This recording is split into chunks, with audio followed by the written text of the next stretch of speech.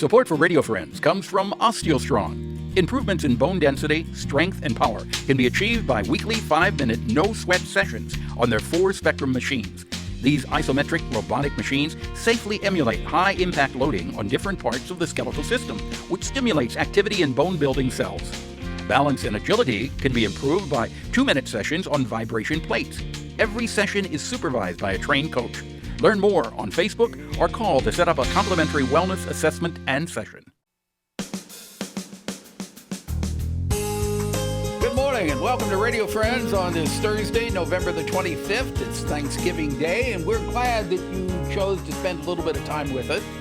As tradition has been for some time now, Larry Brown is with us on Thanksgiving Day, and you're going to share...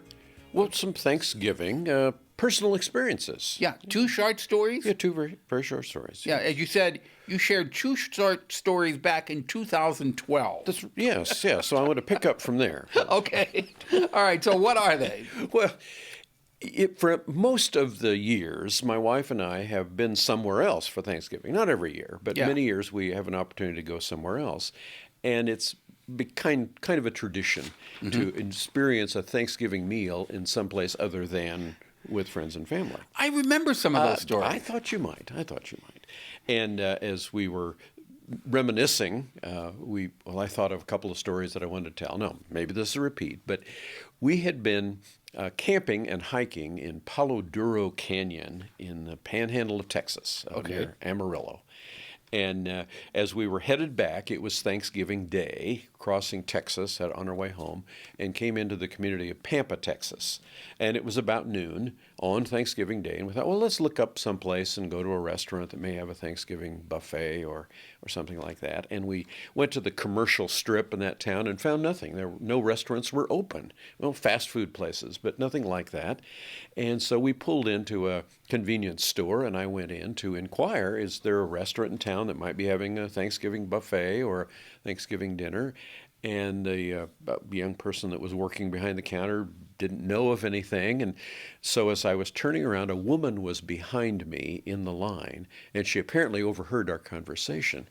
And she came up to me and said, well, sir, if you're needing some food, we're having a big family gathering today, and I'm sure there'll be leftovers, and we could arrange to get some leftovers to you.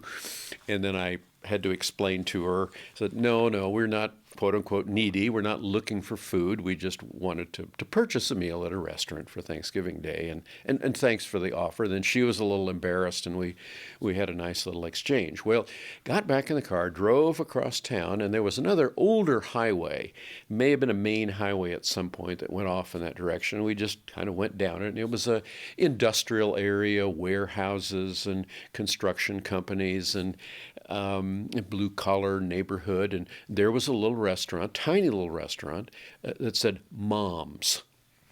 And it had a gravel parking lot and a bunch of pickups there, and we pulled in, and sure enough, there was a sign in the window saying Thanksgiving buffet. So we went in, and it kind of looked like, mostly men and kind of workers and so on. And they greeted us, took us to a table, and it was a wonderful Thanksgiving buffet.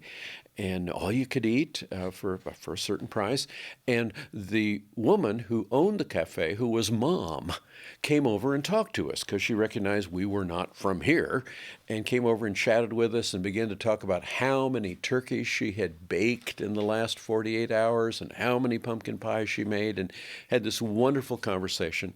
And it was just like being invited into the family as we had this Thanksgiving feast at Mom's. Isn't that nice? And that will always remain with you. Well, it was a few years after that, a very similar episode occurred.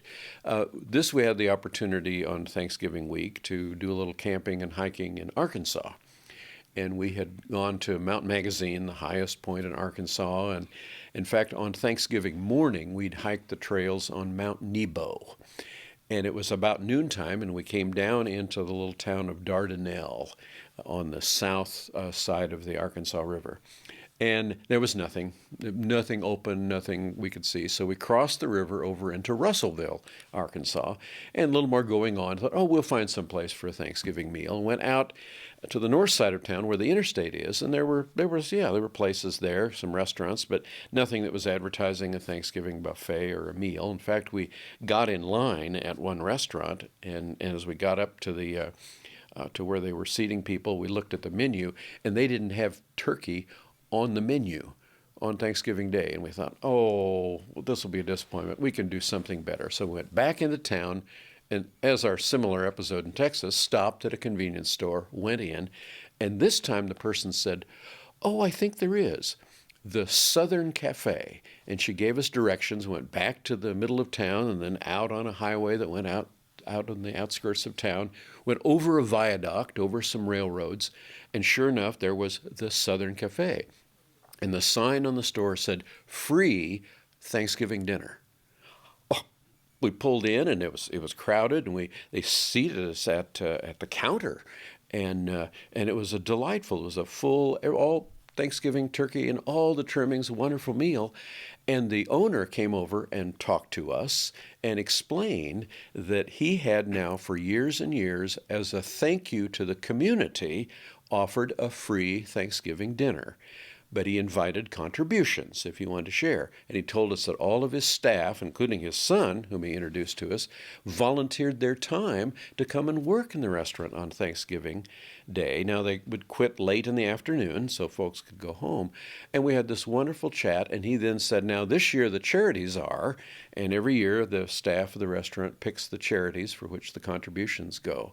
And once again, we were just invited in like family, had a wonderful Thanksgiving dinner, and read about the charity and made our contribution and said thanks again for another one of those communities that just gave us a Thanksgiving family experience as a serendipity. Yeah, and sometimes those unplanned events turn out to be the best events that you have the fondest memories of, because sometimes when you plan and you overplan, it doesn't quite come out the way you want it to. And we do, like this Thanksgiving, we will have time with friends and family, but as many opportunities as we can make, we find those cases. And we've never had, quote unquote, a bad experience, because there's always some place where you can find hospitality and welcome, and as you say, it's the surprise element, the unplanned, right. That often makes it a special gift. Well, Larry, I hope you have a wonderful Thanksgiving. I appreciate you sharing part of the day